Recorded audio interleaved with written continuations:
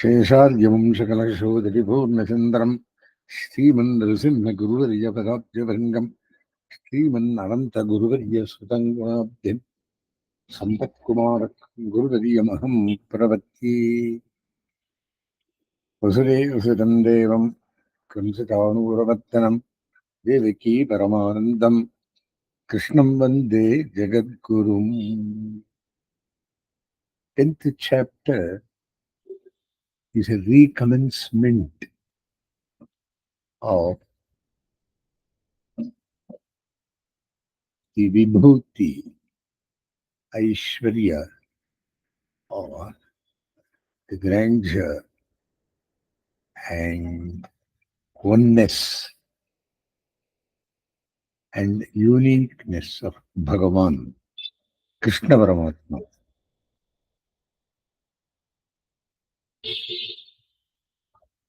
The main content,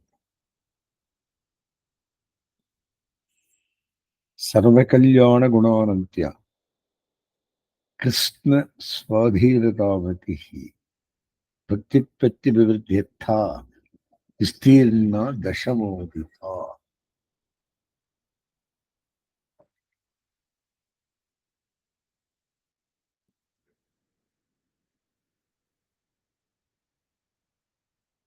தன் பக்கல் பக்தி உண்டாவதற்கும் அது வளர்வதற்குமாக தனது கல்யாண குணங்களின் அளவின்மை பற்றியும் எல்லையற்ற பிரபஞ்சம் அனைத்தும் தனக்கு அதீனம் என்பது பற்றியும் அறிவு 10வது அத்தியாயத்தில் விரிவாக சொல்லப்படுகிறது.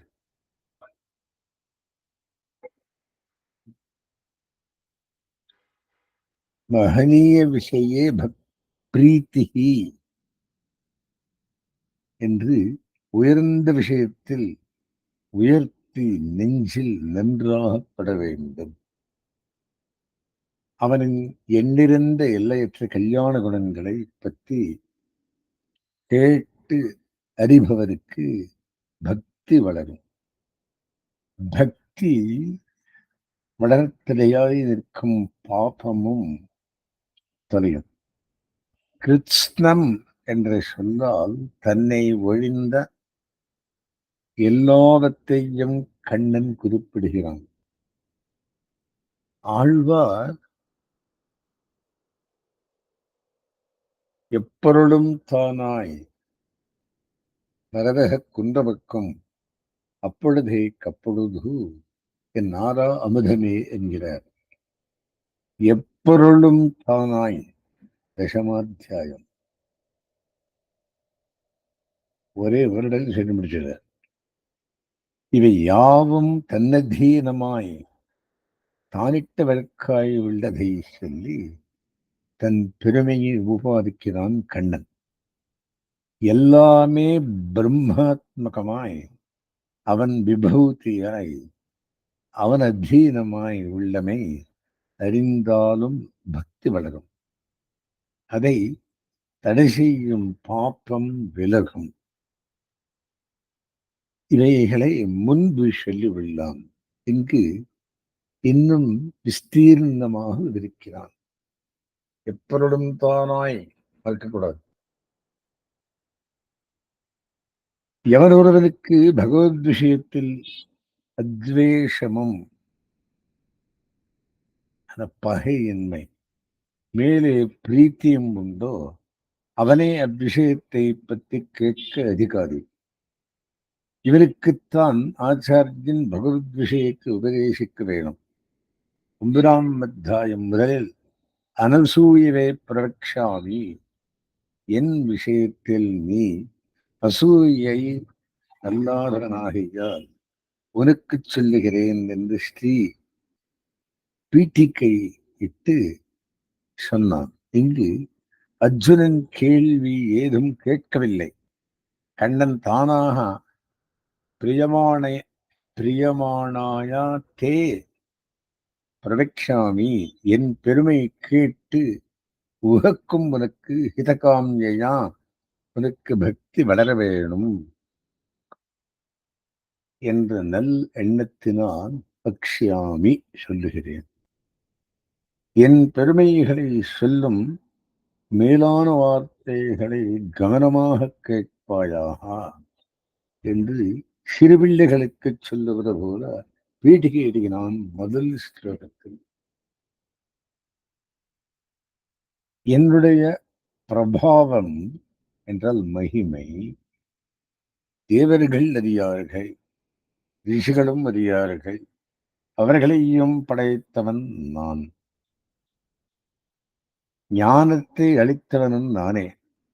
அவர்கள் அறிவு அளவில் அடங்கியது. இதனால் தன் மகிமையை சொல்லத்தானே தக்க அதிகாரி என்று காட்டியுள்ளான். எதங்க வேத எரிவான வேத அப்படின்னு தனக்கும் தன் தன்மை அறிவறியானை அவனே தன் பெருமைகளை முழுமையாக அறிவானோ அறியானோ என்று ஸ்ருதி வியக்கிறது. ஆழ்வார் திருவாக்கு தனக்கும் தன் தன்மை அறிவறியான். அவன் மகிமைகளை பேச அவனவனுக்கே தகுதி உண்டு. அவனே விஷயத்தில் தகுதி உற்ற ஆச்சாரியன். நான் மகனை தனது நாபியன் என்றும் உண்டாக்கி நாராயணன் படைத்தான் நான் மகனை. நான் மகனுக்கேதாறு சிவன் பெருந்தான் என்னும் சொல் சீரார் மொழி செப்பி வாழலாம். அவனுக்கு முதலில் வேதங்களை காட்டித் தந்தவன் பகவான். 2வது ஸ்லோகம். பகவான் பரமபுருஷன். அவனை ஒழிந்த மற்ற எல்லா சேதனா சேதனங்களும் என்று 2 தத்துவங்கள் உள்ளன. பின்னதில் அறிவற்ற சித்தும் அறிவுள்ள எல்லா ஜீவாத்மாக்களும் சேரும். இப்படிப்பட்ட எல்லாவற்றினின்றும் வேறுபட்டவன் பகவான் என்பறிய வேண்டும். அதாவது சகலேதர விசேஷாத்தியன் என்றறிய வேண்டும். இப்படி அறிந்தால் பாப்பம் விலகும்.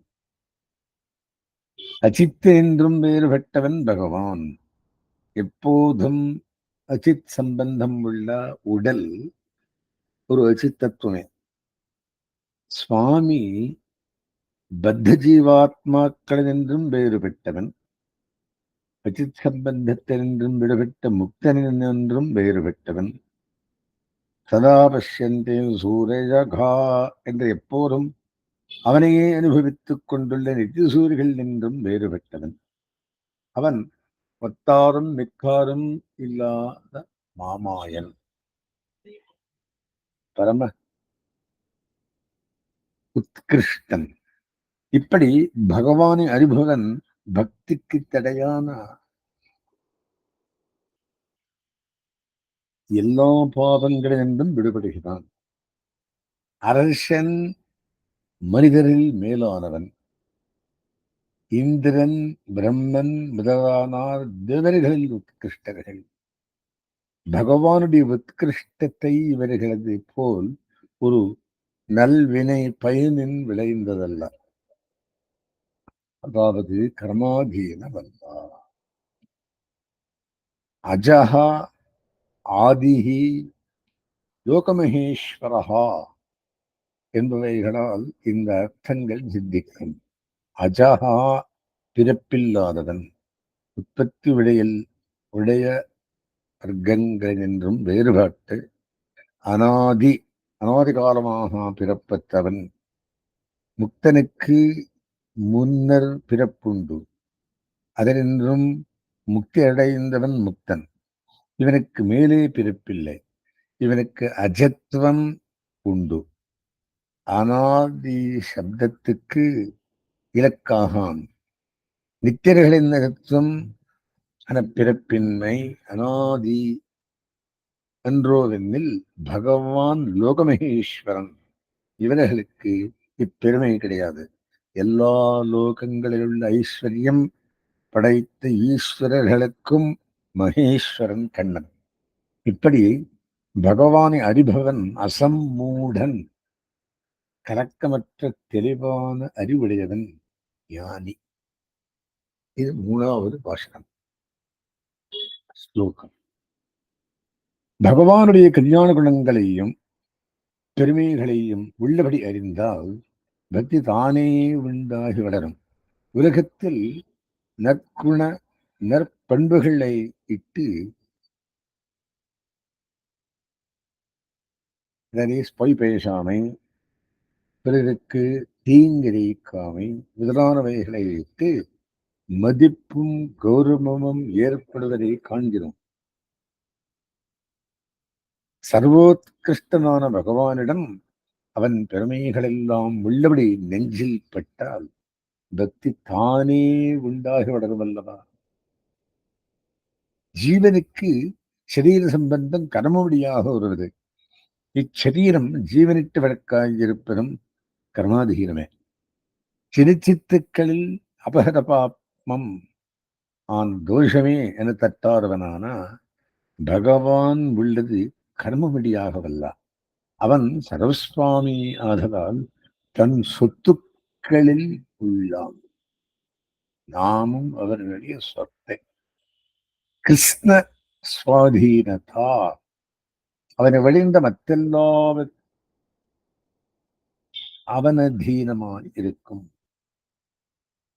எல்லா பொருள்களுக்கும் தனவே என உலகில் நின்றான் தன்னை. அதாவது அவனுக்கு சரீரமாய் அவனிட்டு வழக்காயிருக்கும் அகமாத்மா குடாகேஷா சர்வபூதாசயஸ்திதா. நான் எல்லா ஜீவராசிகளுக்குள்ளும் ஆத்மாவாக அந்த அந்தராத்மாவாய் அந்தரியாமையாய் இருக்கிறேன் என்கிறான். சரீரம் நமதீனமாயினும் வியாதி முதலியவற்றால் நம்மால் நடத்த முடியாமல் போகாலும் பகவான் விஷயத்தில் இப்படியல்ல. பலவிதப்பட்ட ஜீவராசிகள், பொருள்கள், காலம் எல்லாவற்றையும் சொல்லி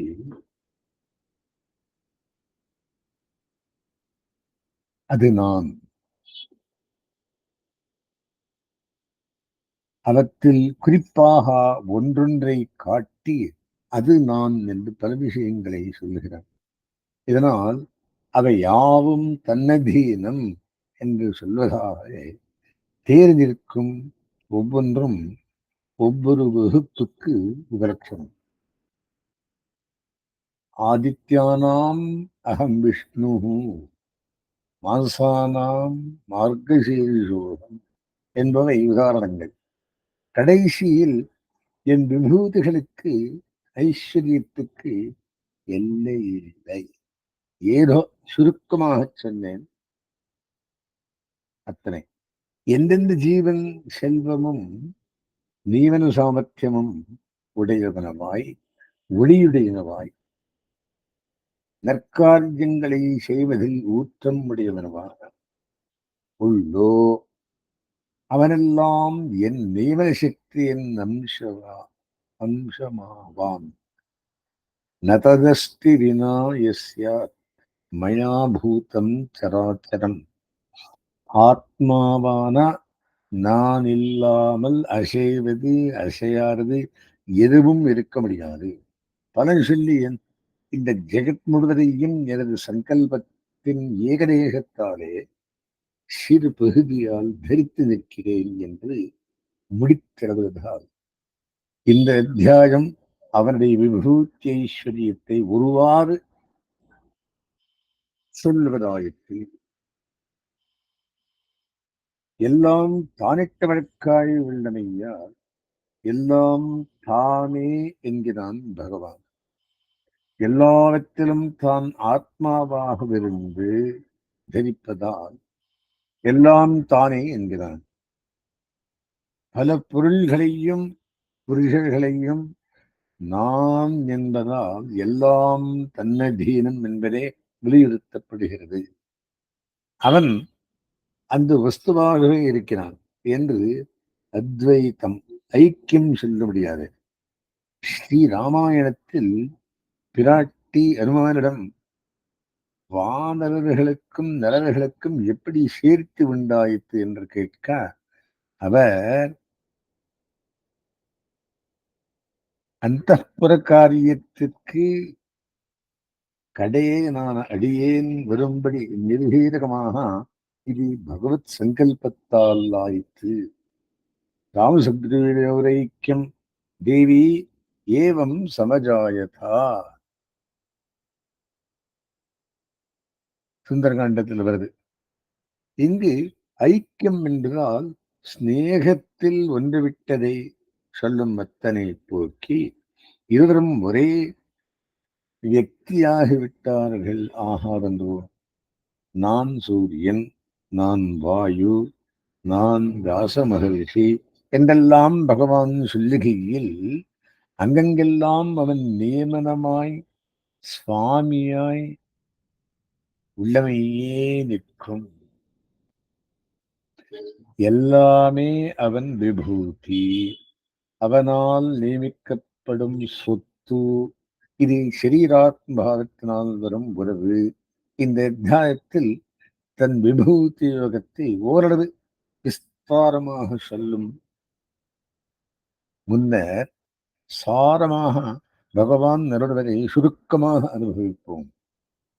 பகவான் சொல்லி எழுடுவது தெளிந்த அறிவு, கலக்கமின்மை, இந்திரியங்களையும் மனதையும் அடக்குதல், இன்பம் துன்பம், பயம் பயமின்மை, பிறப்பு இறப்பு, தபசு, நல்லொழுக்கம் எல்லாம் எல்லா ஜீவராசிகளுக்கும் என் சங்கல்பத்தினால் உண்டாகின்றன. எல்லா பிரஜோத்பத்திகளும் என் சங்கல்பாதீனமாக நடக்கின்றன.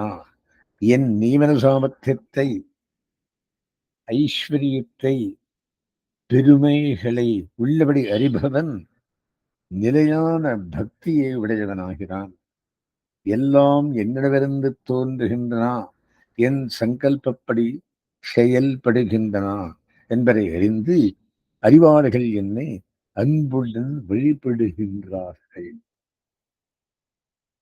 இந்த அறிவாளிகள் தங்கள் மனதையும் பிராணனையும் என்னிடம் நிலை பெற செய்தவராய் தம்மிடையே ஒருவருக்கொருவர் என் குணதேஷ்டங்களை பேசி இன்புறுகின்றனர்.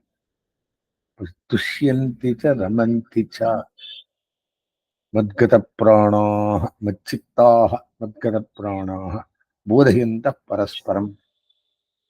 இப்படி என்னிடமே கூடியிருக்கும் ஆசையுடையோருக்கு என்னை அடைய உறுப்பான அறிவை நானே உகப்புடன் அளிக்கிறேன். அவர்கள் நெஞ்சில் அனுபவத்துக்கு தடையான இருளை நானே அழிக்கிறேன் என்று இதன் பேரில் அர்ஜுனனை பூதபாவனா, பூதேஷா, தேவதேவா, ஜெகத்பதே, புருஷோத்தமா, நீயே உன்னை உண்மையாக அறிவாய், எல்லா உலகங்களையும் வியாபித்து நடத்தும் நீயே உன் விபூதிகளை உள்ளபடி சொல்லவல்லாய். நீ சொல்வது யாவும் சத்தியம் என்று அத்தியவசாயத்துடன் வேண்டுகிறேன். தயவு பண்ணி சொல்லுவாயாக. நீ எவ்வளவு சொன்னாலும் நான் கேட்டாலும் திருப்தி பெறவாது என்று பிரார்த்திக்க பகவான் தன் மங்களமான விபூதிகளுக்கு எல்லை இல்லை. குறிப்பாக சிறப்புடையவத்தை சிலவற்றிற்கு சொல்லுகிறேன் என்று தன் விபூதி யோகத்தை கூறி அருளுகிறான். எப்படி கூறி அருளுகிறான் அதை பார்ப்போம். தன்னை தேவாதி தேவனாக அனுசந்திப்பதால் பக்தி உண்டாவதற்கு தடையான பாப்பங்கள் நீங்கி பக்தி உண்டாகும் என்று கண்ணன் அர்ஜுனனுக்கு 3 ஸ்லோகத்தால் நிரூபித்து தனது ஐஸ்வர்யம், கல்யாண குணங்கள் ஆகியவற்றை அனுசந்திப்பதால் உண்டான பக்தி வளரும் என்று கண்ணன் 5 மேலைந்து ஸ்லோகங்களால் விவரித்து பக்தியின் உச்ச நிலையை அடைந்த ஸ்வயம் பிரயோஜன பக்தனிஷ்டனின் பெருமையை மேல் 3 ஸ்லோகத்தால் விளக்கி கண்ணனுடைய கல்யாண குண சேர்த்தியையும் செல்வச் சிறப்பையும் சுருக்கமாக கேட்ட அர்ஜுனன் அதன் விரிவை கேட்க விரும்பி வார்த்தை 7 ஸ்லோகத்தால் கேட்கிறான். இருப்பினும் 10வது அத்தியாயத்துக்கு இன்ட்ரடக்ஷன் 18 ஸ்லோகங்கள். நந்தரம் என்ன சொல்றார்? விபூதிகளை விரிவாக சொல்ல வேண்டும் என்று அர்ஜுனன் கண்ணனை கேட்க, கண்ணன் விபூதிகளை ஒவ்வொன்றாக விரிவாக வர்ணிப்பதும் கேட்பதும் இயலாதையால் முக்கியமானவற்றை சுருக்கமாக வகைப்படுத்தி கூறுவதாக பிரதிஜை செய்து 20ஆம் ஸ்லோகத்தில் முற்பாதியால் தன்னை தன் விபூதியான மற்ற பொருள்களோடு அடுத்துள்ள ஸ்லோகங்களில் ஒரே வேற்றுமையில் படிப்பதற்கு காரணம் அவை தனக்கு சரீரமாகவும் தானவத்துக்கு ஆத்மாவாகவும் இருப்பதே என்று காட்டி பிற்பாதியாலே அனைத்தையும் படைத்து அழித்து அழிப்பவனாகிற இருக்க முதலான கல்யாண குணங்களை யோக சப்தத்தால் சொல்லப்படுகின்றன என்றும் அடுத்துள்ள ஸ்லோகங்களில் தன்னை மற்ற பொருள்களோடு ஒரே வேற்றுமையில் படிப்பதற்கு அவை காரிய பொருளாகவும் தான் அவத்துக்கு காரணமாகவும் இருப்பதும் மற்றொரு ஹேதுவாகவும் என்று கண்ணன் காட்டி மேல் 20 ஸ்லோகங்களால் பற்பல பொருள்களோடு கண்ணன் தன்னை ஒரே வேற்றுமையில் படிக்கிறான், சொல்லுகிறான். தன்னை பற்பல பொருள்களோடு ஒரே வேற்றுமையில் படித்ததற்கு தான் அனைத்துக்கும் அந்தர்யாமியாய் இருப்பதே காரணம் என்று நிகமனம் செய்கிறான். தன் விபூதிகளுக்கு எல்லையில்லாமையால் ஓரளவுக்கே அவற்றை சொன்னேன் என்று சொல்லி திருவதியில் சொல்லப்பட்ட விபூதிகள் சொல்லப்படாதவையும் அவசியம் சொல்ல வேண்டியவுமான மற்றும் பல முக்கிய விபூதிகளுக்கு எடுத்துக்காட்டே என்று கூறி பிரகடனத்தை நிறைவுபடுத்தினான்.